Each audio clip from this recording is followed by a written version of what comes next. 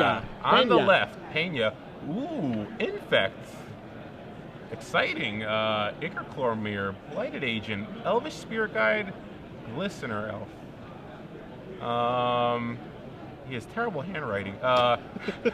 Might of Old Krosa, Invigorate, Berserk, Vines of the Last Vastwood. Kind of similar to the modern deck, except obviously you get Berserk and Invigorate, which are huge. Threatens to kill you on turn 2. Yeah. Pretty exciting deck. Oh, sadly, someone is mulling to 5 here. Yeah, James is taking a mulligan to 5, unfortunately. But is this game 3? Yeah. Okay, so this is game 3. James is on the draw. Bang. Does have the Glistener Elf. Glistener Elf. Up against Esper Stoneblade. Yeah, Esper Stoneblade here. You're pretty stock Esper Stoneblade list. 4 Snapcasters, 4 Stoneforge Mystics. He's got Inquisition, he's got Lingering Souls, 1 Supreme Verdict, and Thoughtseize, a couple Ponders, 3 Force of Wills, a couple counter spells here. So this is a very stock list along with 3 Jace the Mind Sculptors and your bevy of lands, especially lands including Academy Ruins and Caracas, as we are going to see Jason sacrifice his Flooded Strand here to get a land.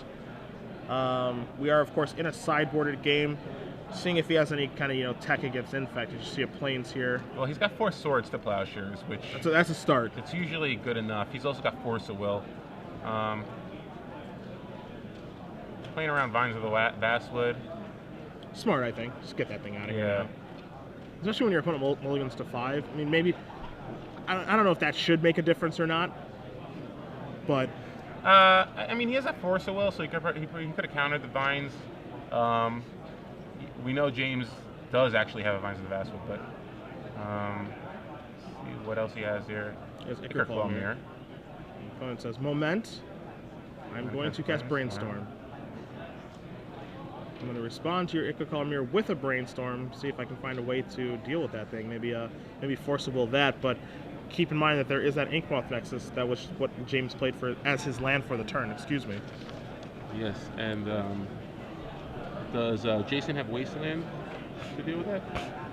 Doesn't look like it. So doesn't have a Wasteland. We have 1 spot remaining. Does have a Force of Will. Force of Will takes care of that, but again, that Nexus is not something to ignore. As you do see a land in his hand, and I think that card in his far left is a Groundswell?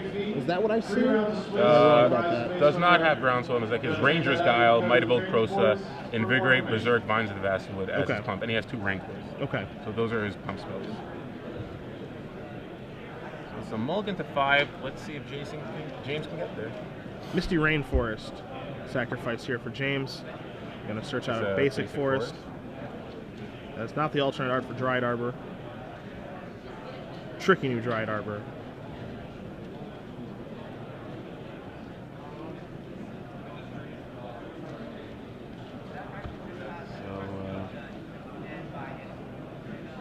Invigorate Berserk would do it, but it doesn't look like he's got that. Alright, here I come. Alright. Ba-bum. Jason's trying to bluff a Source of Plowshare.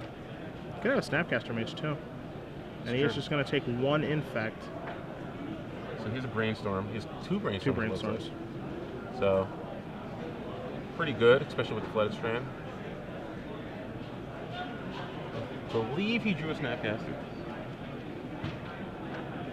The thing that's tough for, the thing that's really tough here for James Pena is it's hard to know when to move in, right? Like just when is it time to start pumping up the jam and try to go for it. I presume that Jason is always going to have some mana untapped at some point, and I don't think that you're going to find anything in his deck like... I mean, he does have Ranger's Guile. He's got... Well, we know he has the Vines of Acid in his hand, so he doesn't need to go for it just yet. I mean, Jason's not really doing anything. He might not know about the fact that Jason doesn't have a Wasteland in his deck, but I think it's a safe assumption considering it's Esper Stoneblade. Again, I think he probably wants to just draw... he's hoping to draw Invigorate, Berserk, some sort of pump spell, and then eventually he's just gonna. Then he'll probably try to go all in. But right now, there's no reason to try to pump it. Sure. Just stay cool. Yeah. Be like Fonzie. So can't make out. Looks like he's got a Brainstorm and a Swords to Plowshares, and he's gonna try to That's another Brainstorm, man. Another Brainstorm. And it looks like he has a third Swords.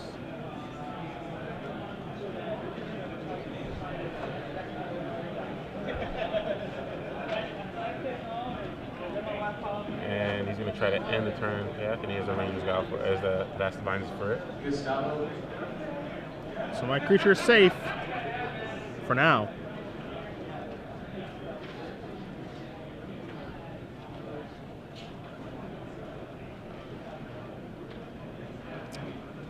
Ponder, Brainstorm. Well, so a lot of deck manipulation. Not much action. 3 lands, probably keeping a sack land.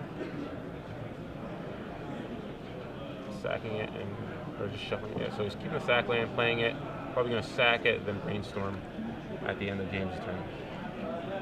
He's just going to pass back now. So let's see what James can muster here. Opponent has Brainstormed 3 times.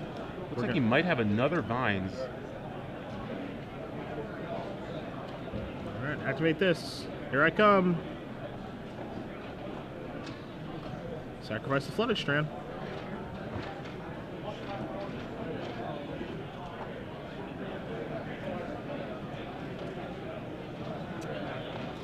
It's a Tundra. We're going to see a Brainstorm here, I presume.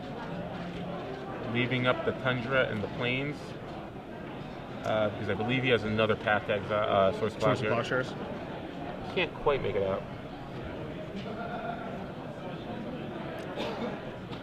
Looks like he wants to do something. And he just decides to do nothing. Alright. Just takes 1. Pass back. Snapcaster. Snapcaster Swords. Does he have a Vines? He says, He nope. does. And he has a Nature's Claim, is that? Is that what that is? 1 Nature's Claim, yeah. Huh. In his sideboard, he has. That's for, Batter Scholar, Umazawa Shite. Interesting. So Jason left with just 1 card, which we believe is Brainstorm. Throws a card for the turn.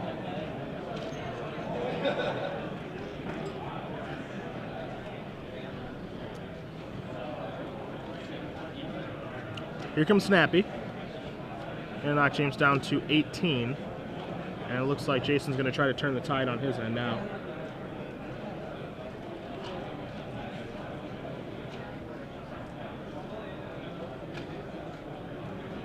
He has 2 cards left. So he's doing okay, but I don't know. Those Brainstorms to me were just a little bit hasty. I'm not entirely sure what he was looking for with those Brainstorms.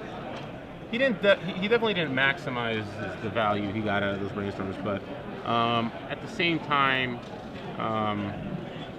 he was definitely a little too hasty, I think.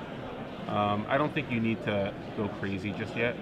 We're going to see I think this is his 4th Brainstorm. He's used Snapcaster Mage, Spell Pierce, and Lingering Souls. Wow, Lingering Souls is huge. That's a very, very good Brainstorm. Does he have...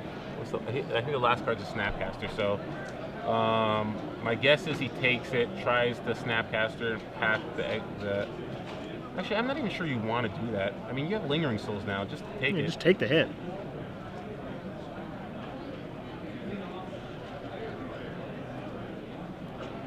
Three poison is not 10 poison. Use your life total or your poison count as a resource. I think he's just being a little too aggressive here. You're at 2 poison, and your opponent has 2 cards in his hand. Yeah. You don't have to go crazy here. You see a Snapcaster Mage. Yeah, like, what happens if the last card in James' hand is a... Okay, so he decides to Brainstorm instead.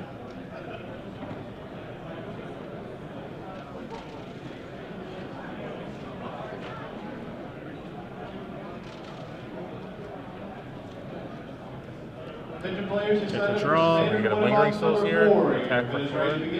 Please come up to the side of the stage. Standard window box number 4. Inquisition.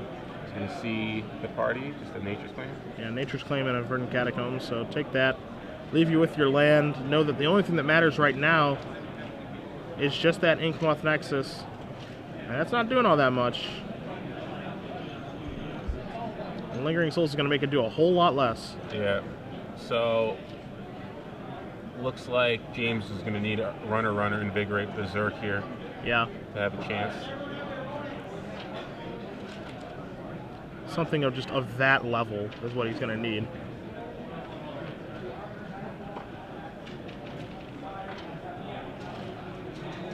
Lingering Soul's just so good in this matchup. Yeah, incredible. Glistener up, it's not gonna get the job done. James can't attack here. See if Verdant Catacomb's going to play, might as well play it. Yeah, as long as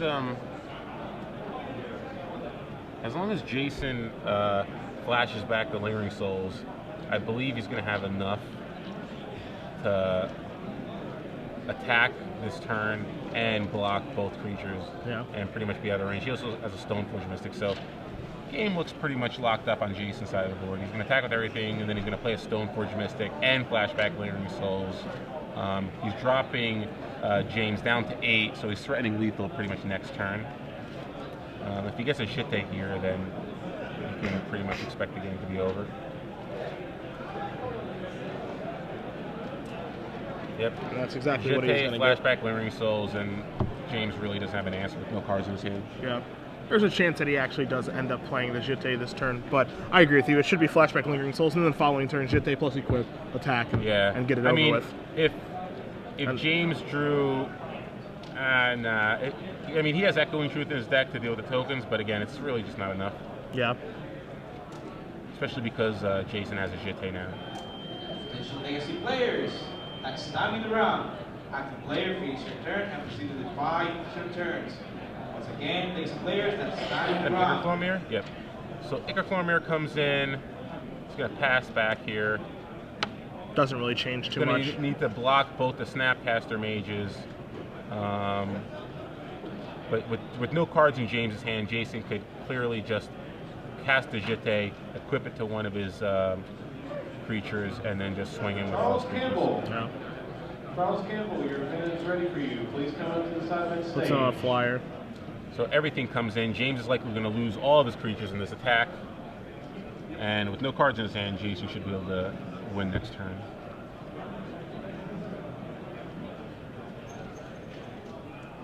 There we go. So here comes the band.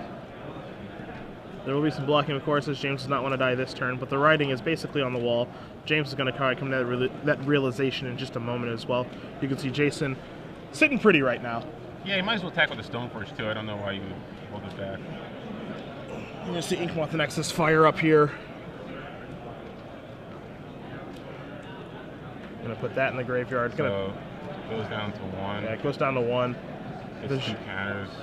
I would just kill both the creatures right now. Yeah, I wouldn't waste time either. Yeah, he's no cards in his hand. There's nothing to do.